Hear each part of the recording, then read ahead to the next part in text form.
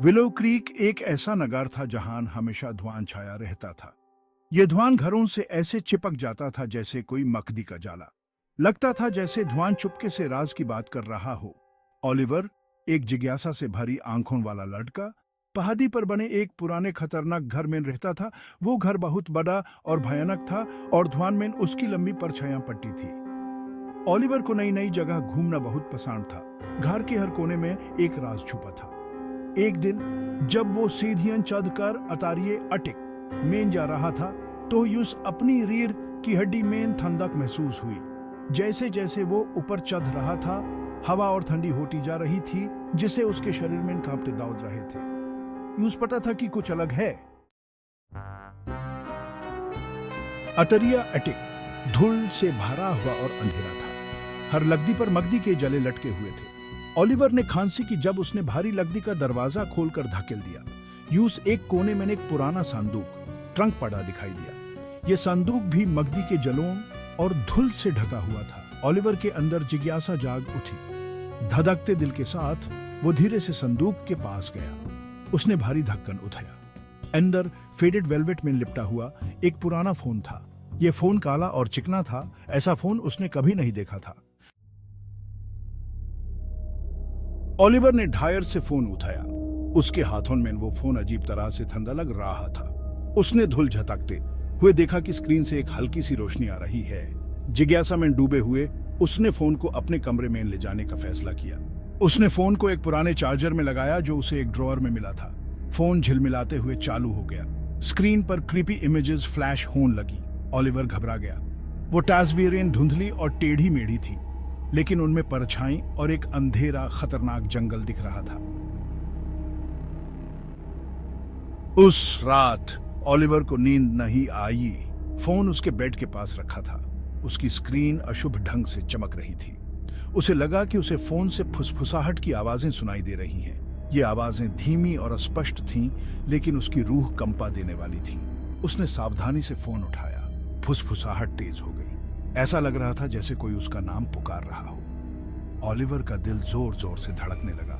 उसने फोन को बंद करने की कोशिश की, लेकिन फोन बंद नहीं हुआ।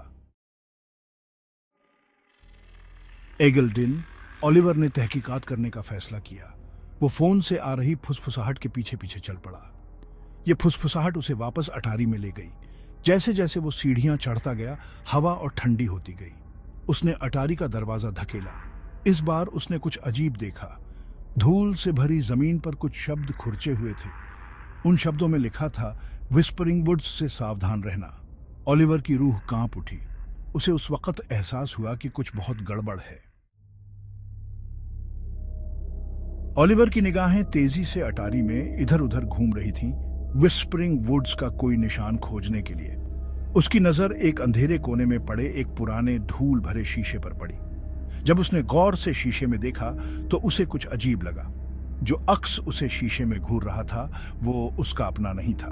यह एक अंधेरे और खतरनाक जंगल में खड़ी एक परछाई थी। परछाई की आंखें एक अजीब रोशनी से चमक रही थीं और ऐसा लग रहा था जैसे वो लंबी हड्डियों वाली उंगलियों से ओलिवर तक पहुंचने की कोशिश कर रही हो। ओलिवर का दिल दहशत से भर गया। वह पीछे की ओर लड़खड़ा गया और फोन जमीन पर गिर गया। फुसफुसाहट और तेज हो गई। उसके चारों ओर एक भयानक हवा की तरह घूमने लगी। उसे लगा कि किसी ठंडे हाथ ने उसका हाथ पकड़ लिया है और वह चीख पड़ा। लेकिन जितनी जल्दी वह हाथ प्रकट हुआ था, उतनी ही जल्दी गायब भी हो गया। फुसफुसाहट धीमी हो गई और अटारी में एक अजीब सन्नाटा छा गया। ओलिवर वहीं खड़ा रहा, कांप रहा था। उसकी सांसें गले में अटक गई थीं। ओलिवर को पता था कि वो अब इस फोन को नजरअंदाज नहीं कर सकता। उसे इसे रोकने के लिए कुछ करना ही होगा। उसने कांपते हाथों से फोन उठाया। स्क्रीन झिलमिलाई और शीशे वाली परछाई फिर से प्रकट हुई। उसकी आंखें बुरी नीयत से जल रही थीं। अपनी सारी हिम्मत जुटाकर ओलिवर ने फोन को जमीन पर पटक दिया और पूरी ताकत से उस पर अपने पैर पटक दिए। फोन लाखों टुकड़ों में बिखर गया और परछाई एक दिल दहला देने वाली चीख निकालकर हवा में गायब हो गई। जितनी अचानक यह सब शुरू हुआ था, उतनी ही अचानक खत्म हो गया।